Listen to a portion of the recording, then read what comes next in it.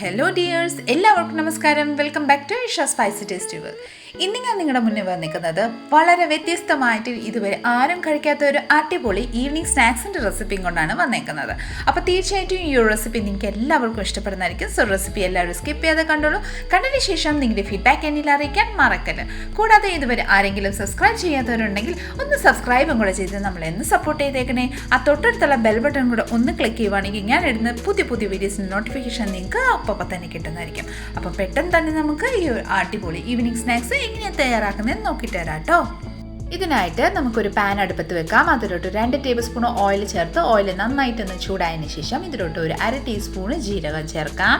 അതിനുശേഷം ഇനി ഇതിലോട്ട് ഒരു 1/2 ടീസ്പൂൺ കറുത്ത എള്ളാണ് ചേർക്കേണ്ടത്. കറുത്ത എള്ളില്ലെങ്കിൽ വൈറ്റ് സീസം സീഡ്, അതായത് വെള്ള എള്ള് ചേർത്താലും കുഴപ്പമൊന്നുമില്ല കേട്ടോ. ഞാനിവിടെ കറുത്ത എള്ളാണ് യൂസ് ചെയ്തേക്കുന്നത്. അതിനുശേഷം 1 ടീസ്പൂൺ നമ്മുടെ ചില്ലി ഫ്ലേക്സും കൂടെ ആഡ് ചെയ്ത് കൊടുക്കാം. ഈ വക ആഡ് ചെയ്തതിന് ശേഷം ഒരു 1/4 ടീസ്പൂൺ നമ്മുടെ കായപ്പൊടിയും കൂടെ ചേർത്ത് കൊടുക്കാം.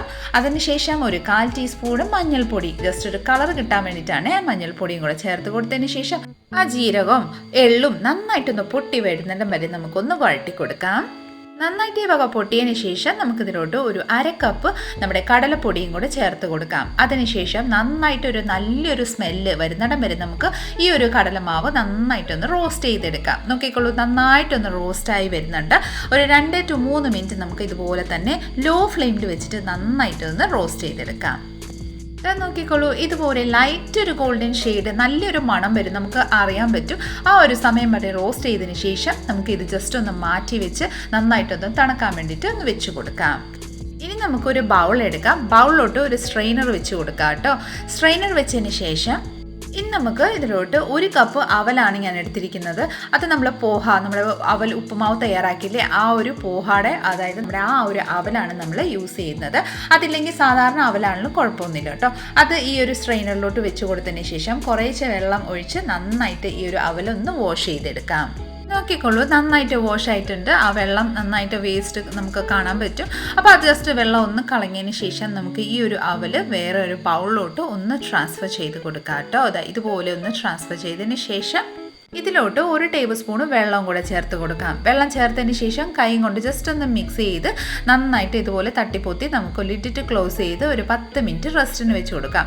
അധികം വെള്ളം യൂസ് ചെയ്യാൻ പാടില്ല, കാരണം നമ്മൾ ഓൾറെഡി അവലും നനച്ചിട്ടുണ്ടായിരുന്നു.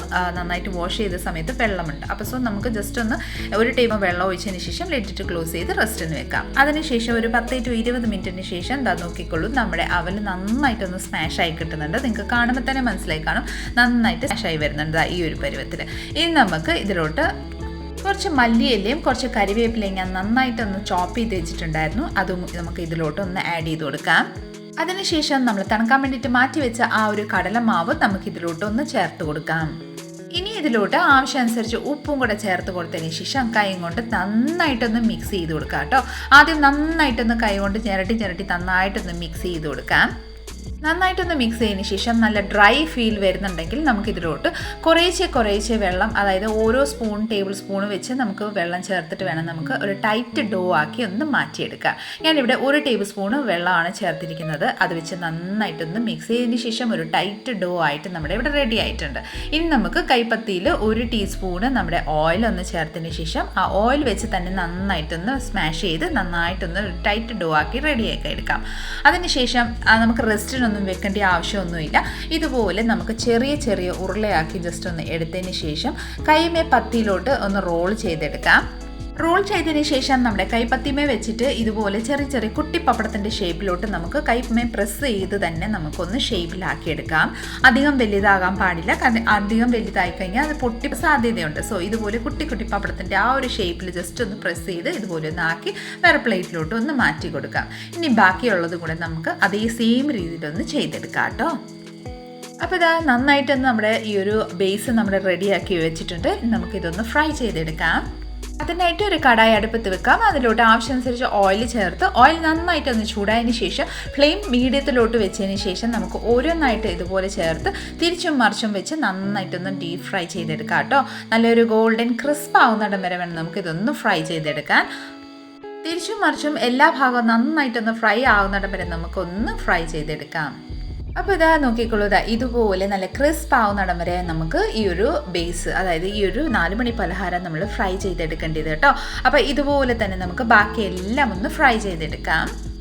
അപ്പോൾ ഇതാ വളരെ ടേസ്റ്റിയും ക്രിസ്പി ആയിട്ടുള്ളൊരു 4 മണി പലഹാരം ഇവിടെ റെഡിയാണ്. കുറേ ദിവസത്തേക്ക് നമുക്ക് സ്റ്റോർ ചെയ്യാൻ പറ്റുന്ന ഒരു നല്ല ടേസ്റ്റി ആയിട്ടുള്ളൊരു റെസിപ്പിയാണ്. സോ തീർച്ചയായിട്ടും എല്ലാവരും ഒന്ന് ട്രൈ ചെയ്ത് നോക്കിക്കോളൂ. ഒരു തവണ ട്രൈ ചെയ്ത് കഴിഞ്ഞാൽ വീണ്ടും വീണ്ടും കഴിക്കാൻ തോന്നും. അത്രയ്ക്ക് സ്വാദിഷ്ടമായ ഒരു 4 മണി പലഹാരമാണ്. അപ്പോൾ എല്ലാവരും ഇന്നത്തെ ഈ ഒരു റെസിപ്പി ട്രൈ ചെയ്യുക. ട്രൈ ചെയ്തതിന് ശേഷം നിങ്ങൾക്ക് ഇന്നത്തെ ഈ ഒരു റെസിപ്പി ഇഷ്ടമായിട്ടുണ്ടെങ്കിൽ ഒന്ന് ലൈക്ക് ചെയ്തും ഫാമിലി മെമ്പേഴ്സിനും റിലേറ്റീവ്സിനും ഫ്രണ്ട്സിനും എല്ലാവർക്കും ഒന്ന് ഷെയർ ചെയ്ത് നമ്മളെ ഒന്ന് സപ്പോർട്ട് ചെയ്തേക്കണേ. ഇതുപോലെ നല്ല നല്ല റെസിപ്പിക്കായി Isha spicy taste world channel ഒന്ന് ഫോളോ ചെയ്യും സബ്സ്ക്രൈബും കൂടെ ചെയ്ത് നമ്മളൊന്ന് സപ്പോർട്ട് ചെയ്തേക്കാം. അടുത്ത നല്ലൊരു റെസിപ്പിയും കൊണ്ട് വരുന്നിടം വരെ എല്ലാവരും stay tune, be happy and keep smiling. Thank you for watching and bye bye.